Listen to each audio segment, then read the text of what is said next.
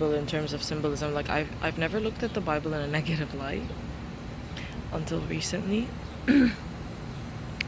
So right now, how I'm looking at it is pretty negative, and it's like, and by negative I don't mean like negative. I just mean it would suck the most for it to be that. So maybe Jesus didn't want to be written about, right? So there's this people who wrote this book. I'm not going to affiliate them directly with Jesus in terms of on a frequency. Because if they were on that frequency, they wouldn't have allowed the book. Simply because they didn't have Jesus' consent. And we're saying if Jesus is real and they're real and everything, right? We're just having a thought experiment.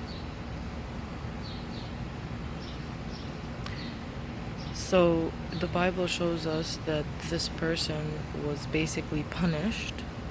So first about Lucifer, like Lucifer, when he thought he could, apparently the ultimate sin is thinking you could do God's job better than them, and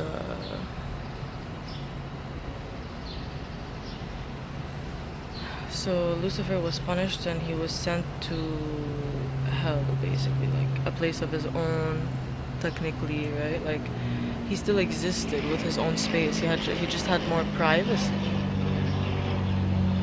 and he no longer had God available to him.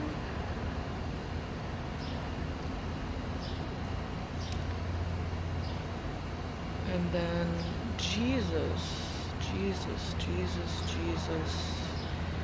his friend basically backstabbed him.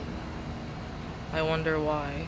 I wonder if his friend just decided to do a very shitty thing, or whether his friend was actually paid to do it, technically, by like whoever, like the Pharisees or whoever at the time. Whoever was playing like God on earth at the time.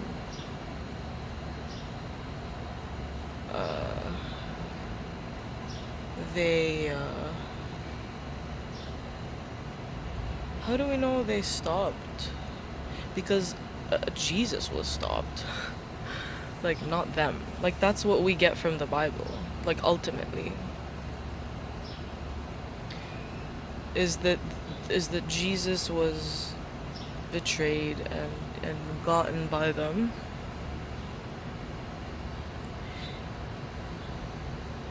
And then his body disappeared. So it was here and then it was not. Which, sure, like, I can believe that it could have been there and then it was not. But I would debate on why. With no doubt as to, sure, like, Jesus went to heaven, sure, like, if we still look at it in that frame, because there's other ways of looking at that, but the point though, is like with the physical matter of the body, that just vanished. Like, sure, but who ate it though? You know, like, I just want to know who ate it.